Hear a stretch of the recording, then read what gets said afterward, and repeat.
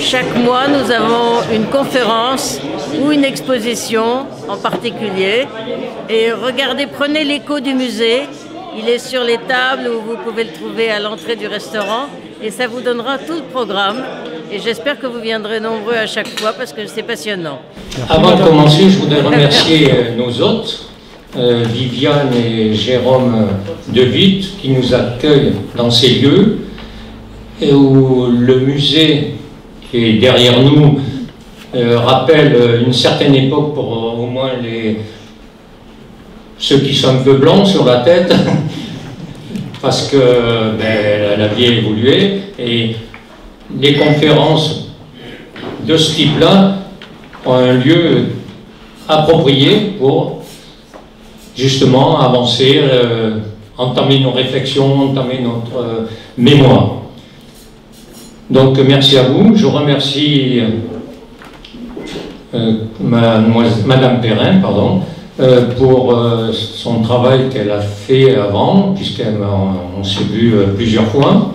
Je remercie aussi Maurice et Véronique Braquemont qui m'ont aidé à taper le test et à le présenter. Et je remercie aussi ceux qui vont me succéder pendant 10 minutes chacun tout à l'heure pour décrire leur parcours et leur expérience de la vie. Alors on devait être 6, pour l'instant il y en a 4 qui sont arrivés, on verra si sur le parcours ils ne se sont pas perdus. Permettez-moi aussi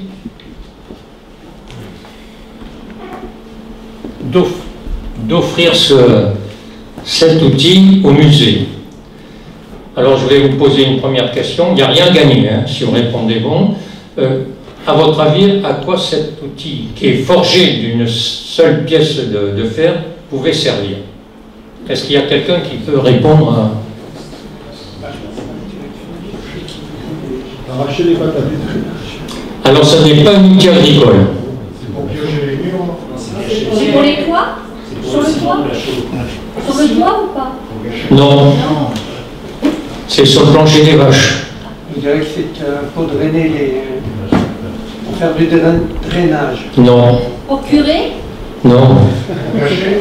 Comment? Gâcher. Pour les chauds. Comment? Gâcher. Pour gâcher les chauds. Ah. J'ai gagné de faire une gâchée dehors tout à l'heure. Oui, cet outil servait tout simplement quand on employait de la chaux grasse avec du sable.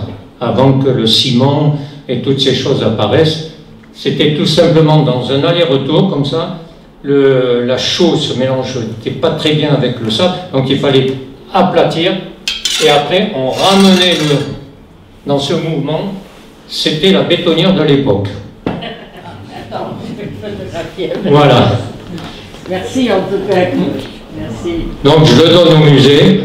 C'est vraiment gentil. Merci beaucoup. On va le mettre au bout là-bas avec les outils. Merci.